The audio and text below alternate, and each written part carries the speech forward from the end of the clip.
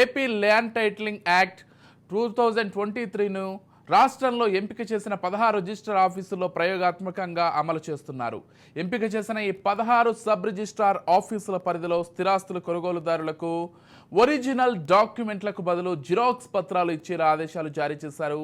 దీంతో land titling act పై వివాదం రాజుకుంటోంది.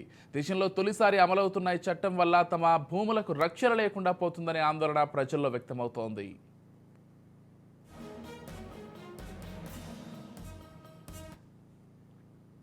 ఈ చట్టం భూ కబ్జాదారులకు వరంగా మారుతుందని విపక్షాలు ఆరోపిస్తున్నాయి.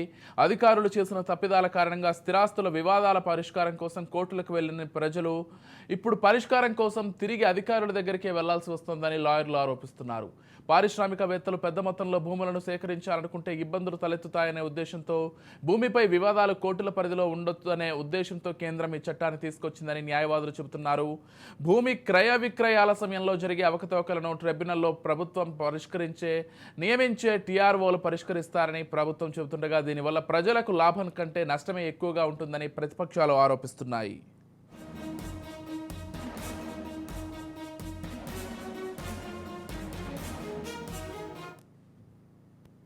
ఈ ల్యాండ్ టైటిలింగ్ యాక్ట్ వల్ల ప్రజల చేతికి అసలు దస్త్రాలు రావని, ప్రజలు కన్నుగప్పి భూమిని ఎవరు కబ్జా చేసినా తెలియదని ఎన్నికల ప్రచారంలో చంద్రబాబు ప్రజలకు తెలియజేశారు. ల్యాండ్ టైటిలింగ్ యాక్ట్ పత్రాలను బహిరంగ సభల్లో నుంచే చించివేస్తూ ప్రజల్లో ఈ యాక్ట్ పట్ల నిరసనకు ప్రేరేపించారు. ఇక ప్రజల్లో కూడా ఆందోళన రేకెత్తింపజేశారు. ఒక రకంగా చెప్పాలంటే ప్రచారం చివరి వారం రోజుల్లో ల్యాండ్ టైటిలింగ్ యాక్ట్ రద్దు చేస్తామని చంద్రబాబు చెప్పిన హామీ ప్రజల్లో కింద మార్పునకు కారణమైందని చెప్పాలి. తమ భూమిని ఎవరో లాగేసుకుంటారన్న ఆందోళన ప్రజల్లో పెరిగింది. అందుకే ఈ యాక్ట్ను తమ ప్రభుత్వం అధికారంలోకి రాగానే రద్దు చేస్తామని చంద్రబాబు ప్రకటించారు.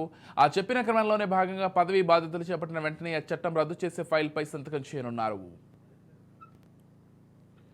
మొత్తంగా ఇదే అంశానికి సంబంధించి మరింత సమాచారం అందించడానికి మా ప్రతినిధి శ్రీనివాస్ సిద్ధంగా ఉన్నారు. రైట్, చెప్పండి శ్రీనివాస్, ల్యాండ్ టైటిలింగ్ యాక్ట్కి సంబంధించి వైసీపీ తన అధికారాన్ని కోల్పోవడానికి ఈ యాక్ట్ను పదే పదే ప్రస్తావించడం, దీన్ని అమలు చేస్తామని చెప్పడమే కారణంగా ఇప్పటికీ కూడా కొంతమంది విశ్లేషకులు భావిస్తుంటారు.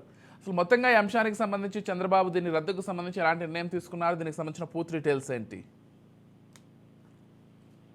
ఈ రోజు 4:45 చంద్రబాబు నాయుడు ముఖ్యమంత్రిగా మొదటి రోజు బాధ్యతలు తీసుకొని ఉన్నారు. అయితే ఈ బాధ్యతలు తీసుకున్న వెంటనే ప్రధానంగా 5 సంతకాలను పెట్టబోతున్నారు. మనం అందులో చూసినట్లయితే మొదటి సంతకం మెగా డిఎస్సి సంబంధించి మొదటి సంతకం పెడతామని చెప్పి ఆయన ఎన్నికలకు ముందు బహిరంగ సభల్లో చెప్పడం జరిగింది. అయితే ఎన్నికలు దగ్గర పడుతున్న సమయంలో ఎప్పుడైతే ల్యాండ్ టైటిల్ యాక్ట్ ఏదైతే ఉందో ఆ ల్యాండ్ టైటిల్ యాక్ట్ రాష్ట్రంలో పెద్ద ఎత్తున దాని మీద ప్రచారం నడుస్తున్న నేపథ్యంలో దాన్ని ప్రతిపక్ష పార్టీలు ఉన్నప్పుడు అప్పుడు టీడీపీ కావచ్చు, జనసేన కావచ్చు, బీజేపీ, జనసేన కావచ్చు, వీళ్ళు దాని మీద పెద్ద ఎత్తున ప్రచారానికి తెరలేపారు. ఆ ప్రచారం తెరలేపిన నేపథ్యంలోనే చంద్రబాబు నాయుడు తన అధికారంలోకి వస్తే కనుక ల్యాండ్ టైటిల్ యాక్ట్ ఏదైతే ఉందో ఆ చట్టాన్ని రద్దు చేస్తానని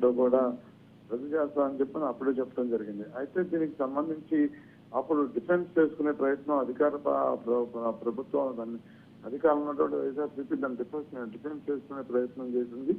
ల్యాండ్ టైటిల్ యాక్ట్ అనేది పూర్తి స్థాయిలో దాని వివరాలు తెలుసుకొని ఉండాల్సిన అవసరం ఉంటుంది. అంతేకాకుండా ల్యాండ్ టైటిల్ యాక్ట్ మీద ఎప్పటికే పెద్ద ఎత్తున ప్రచారం చేద్దాం, ఇంకా అది చట్టం చేయలేదు,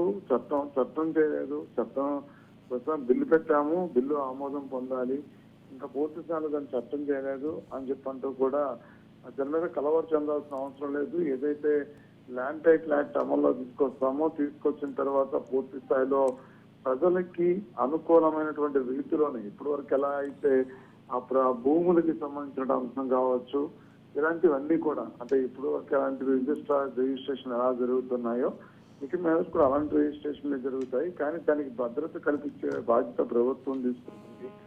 దీని అంటే ఎవరు కూడా ఎక్కడ దీని మీద ఎలాంటి ఇబ్బంది పడాల్సిన అవసరం ఉండదు, కోర్టుల చుట్టూ తిరగాల్సిన అవసరం ఉండదు. ఇప్పటికే సివిల్ కేసులకు సంబంధించి ఏళ్ల తరబడి కోర్టుల చుట్టూ తిరుగుతున్న నేపథ్యం కనిపిస్తుంది.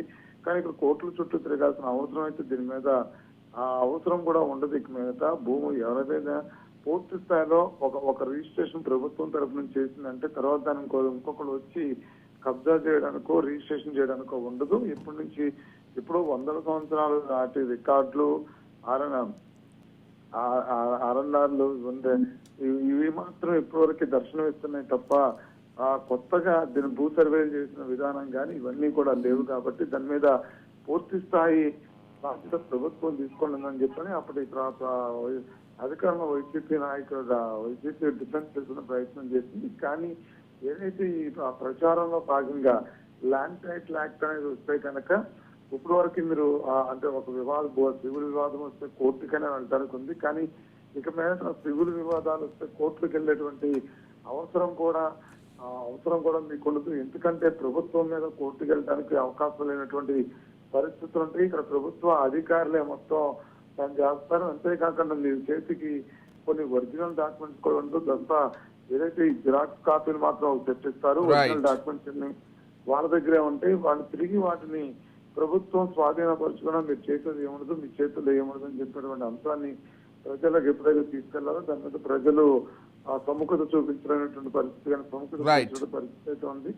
రానున్న రోజుల్లో వాళ్ళకి ఇబ్బంది అనుకున్న నేపథ్యంలో వెంటనే దాని మీద వాళ్ళు అంటే ఇబ్బందికరమైనటువంటి పరిస్థితులు వస్తాయని చెప్పిన నేపథ్యంలో మరొకసారి ల్యాండ్ టైటిల్ యాక్ట్ చట్టం రద్దు చేసే విధంగా ప్రస్తుత ప్రభుత్వం ముందుకెళ్తున్న పరిస్థితి కనిపిస్తుంది.